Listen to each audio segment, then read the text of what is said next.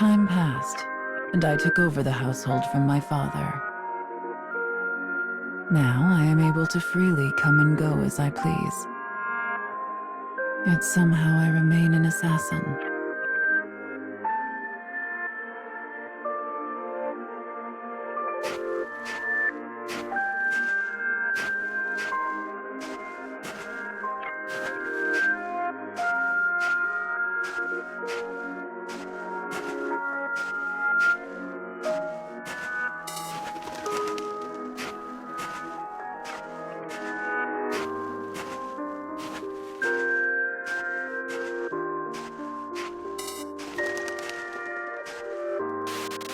A thought came to me just now. Do I blame the spikes for my murderous ways?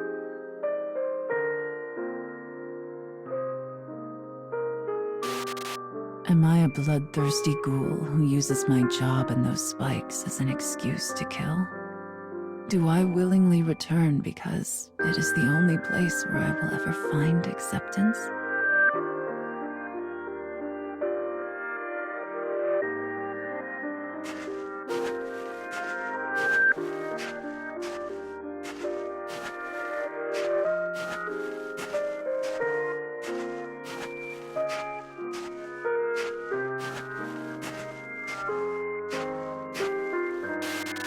As I look up from outside the wall, the familiar sky stings my eyes. Did I make a mistake somewhere? The same questions roll ever onward in my mind, yet all I can do is surrender myself to my own dark thoughts.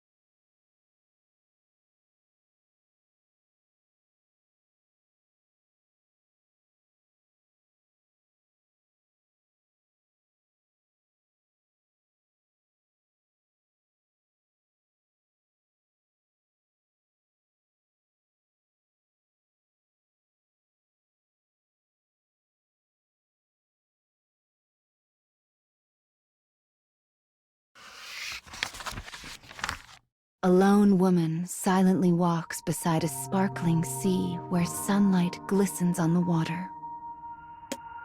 She is elegance personified, her black swimwear giving her the appearance of a gossamer butterfly.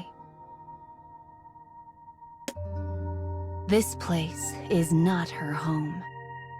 Rather, she has come here to complete a single mission. She has been tasked with slipping aboard a nearby ship and stealing a person's life. For this woman is an assassin, but though this is not her home, the place is not entirely unfamiliar. She has been here once before, long, long ago. As she gazes out at the light playing over the water, she thinks back on that time. She was young then, so young, her spirit not yet worn thin by the passing of years.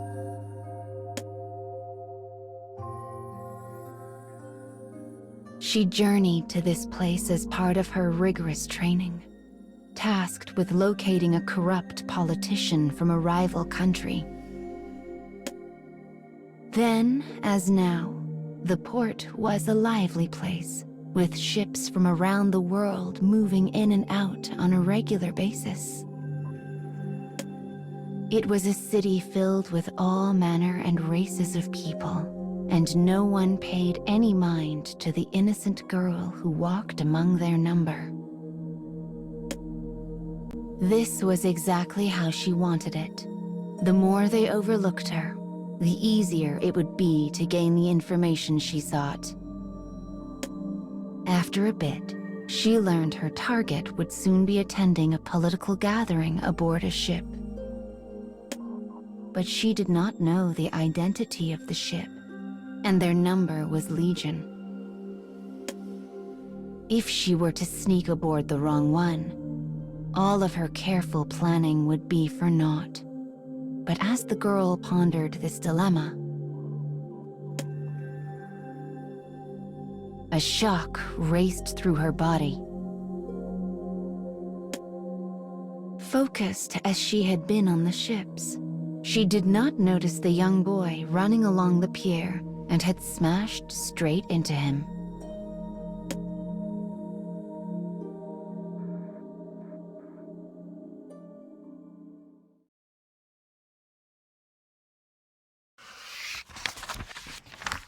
The girl on a mission collided with a young boy along the water's edge. Though clad in fine clothing, he raised his voice in a most undignified howl as he lay upon the ground. Blood trickled from an injured knee. As passers-by began to turn and stare, the girl knew she could not leave the boy as he was.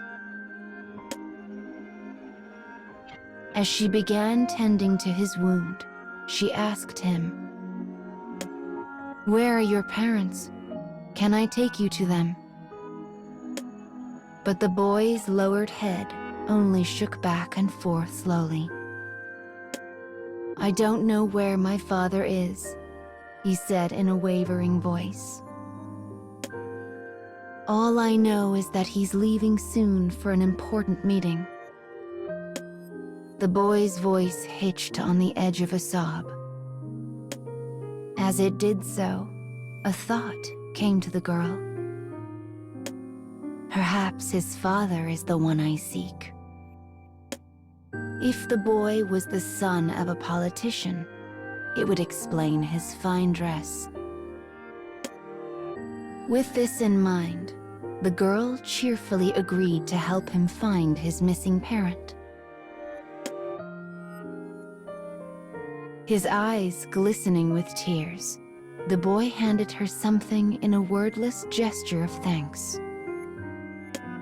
It was a small, scuffed figurine of a kind and dignified woman. She was the heroine of a fairy tale told and retold in the boy's native land. "She's you," said the boy as he broke out into a smile. But the girl just looked away, because she knew she did not help the boy out of kindness.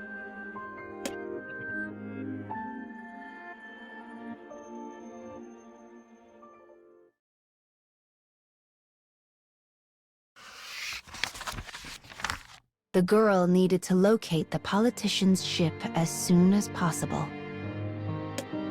Grasping the boy's hand, she began pulling him up the beach, hoping against hope he would see a familiar sight. Suddenly, his face brightened. "Father," he cried as he slipped from her hand and began to run. The girl raced off after him. Turning around, the father smiled as his son leapt into his waiting arms. "There you are," he said.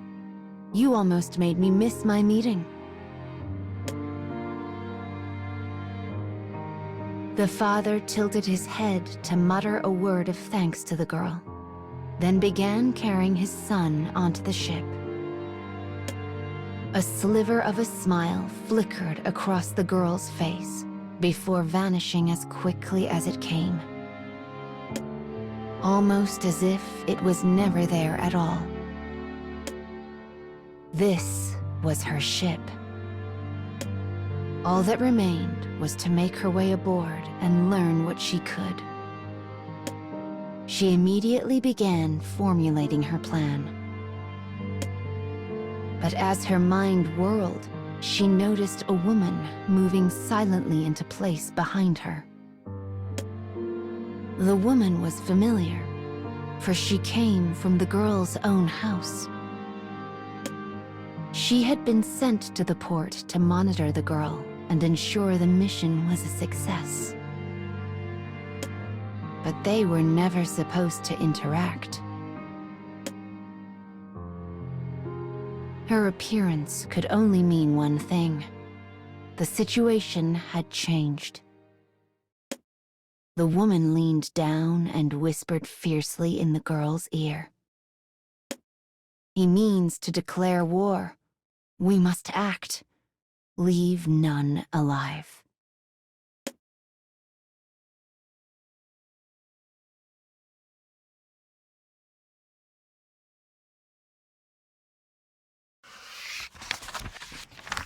The deck was slick. The corpses were still. Her blade was red. In less time than it takes to draw a breath, the girl and her monitor had slaughtered every last person on the ship. The woman wiped the blood from her blade with a practiced hand and spared a glance at her charge. Ever seen this many bodies before? Though the girl would not meet her gaze, she nodded slowly. Of course, too many times to count.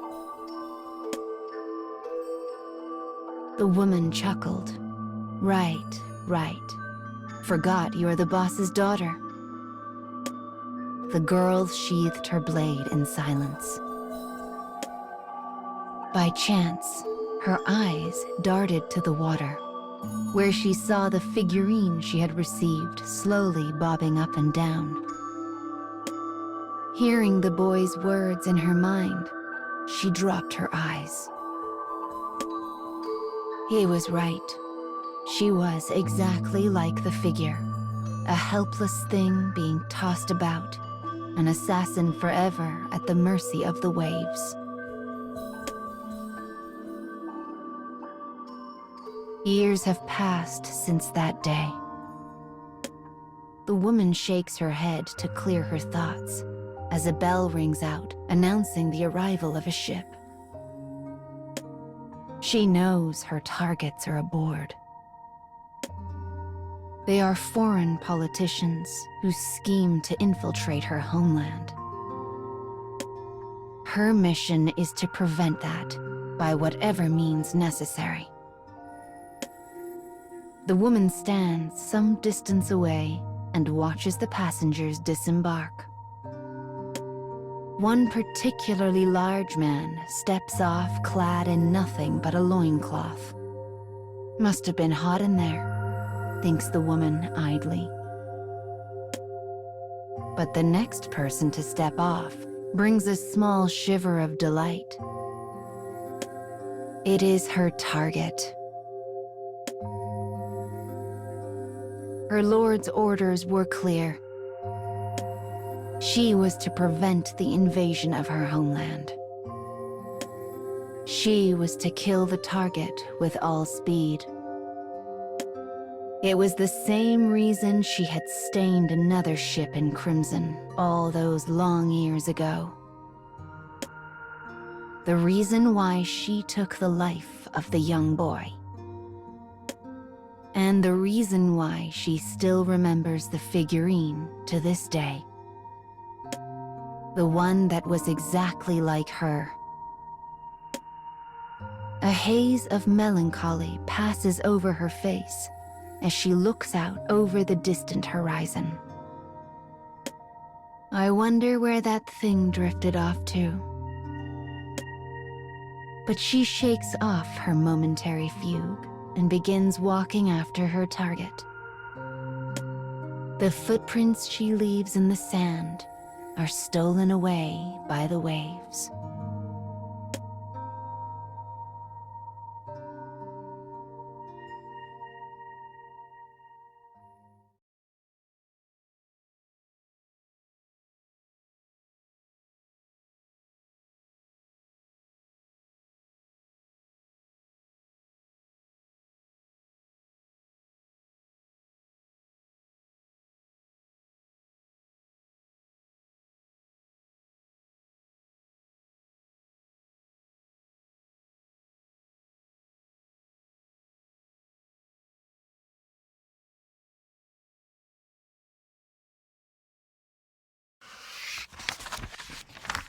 Cold steel flashes in twilight. The man's dagger disposes of his target in an instant.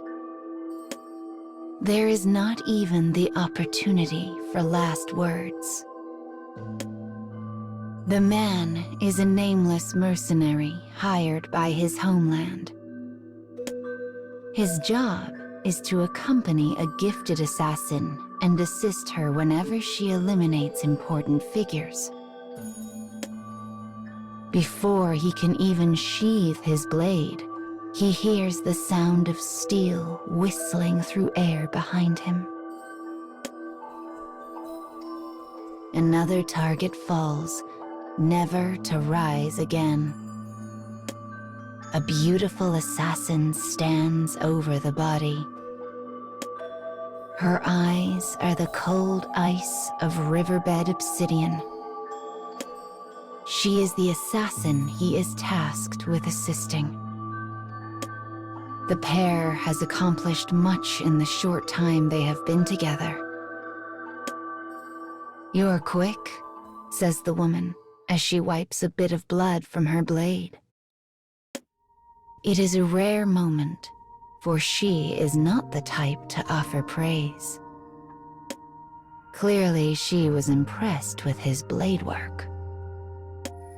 The man is proud to rub shoulders with the woman and finds himself growing more infatuated with her by the day. No, not infatuation. Love. But for this woman, who was born to an assassin family, love is an unfamiliar concept.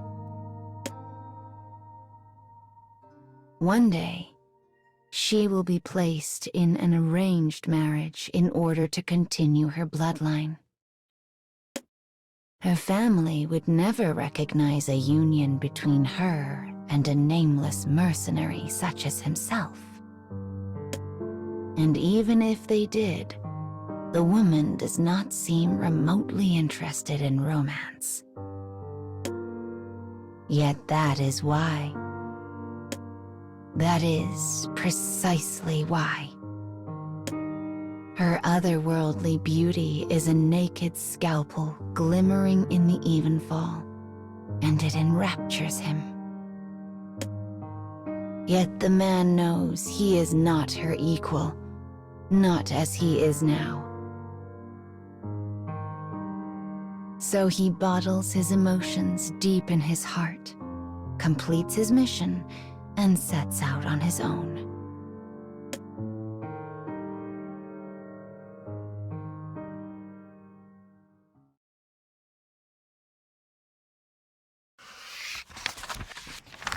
Years have passed since the mercenary and assassin last crossed paths. The man abandoned her suddenly, his torrent of emotions left unsaid and unmentioned. Yet the passing of time has not dulled his feelings. Indeed, they have only grown more acute with each rising of the sun. He has moved beyond attraction, beyond love. It is obsession now. He forgets the worth of all other things and uses his tenacity to discover repeated success in his trade. Eventually, his hard work pays off, and he finds himself the lord of a fine manor. And then, finally, the day arrives. The day of their reunion. The silhouette of a woman shimmers into existence. The figure moves with hidden grace and purpose. Her appearance has been disguised with false hair, heavy makeup, and a cloak. Her identity should be an enigma, a mystery. Yet he knows. One glance at those obsidian eyes is all he needs.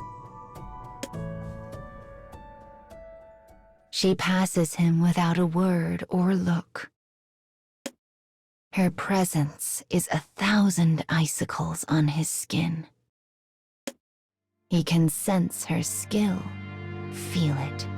She is something beyond all measure. It takes all of the man's considerable will not to collapse in the presence of her aura. The air quivers as they pass. He reaches for the dagger in his pocket, but the woman slips past before he can act. He turns to watch her go, squirming with bubbles of delight. He has been waiting for this day. It is why he worked so desperately to gain fame and fortune enough to own his own estate. So he could finally become her target.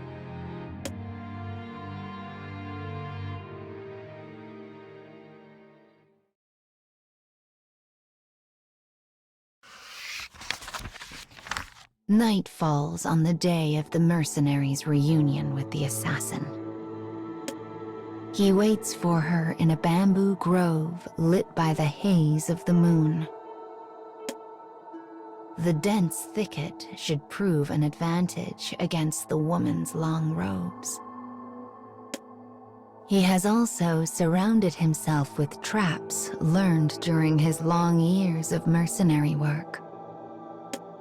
Of course, she sees through all of this. Yet despite her awareness of the situation, she slips through his traps and stands boldly before him. She is bewitching, moonlit rapture. His breath catches in his throat as he grasps his dagger. Somehow, impossibly, her allure has only grown stronger over the years. The man suddenly understands that she can never be his. No, Impossible. Such a thing would only serve to sully her beauty, as one might dull a blade while fighting a sandstorm. He has but one desire left. Though the woman has come for his life, he now intends to claim hers. Despite the thick foliage around her, the woman moves like liquid smoke through an infinitesimal opening. She is a wraith, a willow, a fiendish dread that slips and flickers like a goddess dancing on an ocean of endless ice. I am going to kill her. He burns this image into his memory, then quietly seals it away. And in doing so, in looking off to limitless futures, he knows that if this country ever meets its end, she will never again look upon another man. His dagger flashes, her katana gleams. A second strike, a third. The man's arm is grazed, but he deftly turns the attack aside and leans his whole being into his counter. Ripples from the honeyed act echo in his heart. For in the whole of paradise, this is the greatest pleasure he has ever known.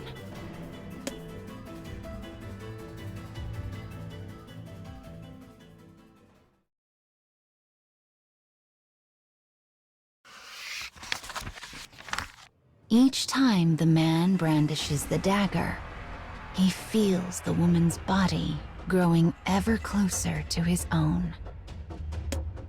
Crimson seeps from her wounds to lie gleaming in the light of the moon. The woman staggers, her eyes empty.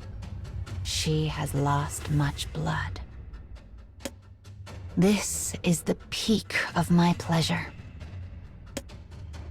Yet, as the man grips his dagger and readies to end her life, he realizes something. His intellect is honed, sharp. His obsession deep, pure. These things have driven him to the brink of madness. And he is tumbling into endless hallucination. He rallies himself and dispels the illusion, reclaiming his sanity against all odds. But the moment the woman's katana grazed his arm, his fate was already sealed by the poison on the edge of the blade. His foggy consciousness desperately attempts to train his vision on the assassin. But she is a featureless blur. The man cannot read her expression. He does not know how she looks at him. Yet he keeps going all the same. I am the one who must end you. Fuel returns to his soul, and he brandishes his dagger anew. You should have stayed within the illusion, murmurs the woman. Her words drift through the air toward the man who lies crumpled in a pitiful heap. After so many years, his blade work had grown even more precise. And because she knew this, she did not wish to kill him. Instead, she wished only to render the powerful man powerless. Yet his intellect combined with her immaturity and ended up removing his future. I will remember your skill, she whispers. With a sad sigh, she takes her leave of the bamboo grove. The man's corpse gazes forlornly at the clouds that drift endlessly across the sky. And for reasons known to none, the smile on his face is brighter than the moon.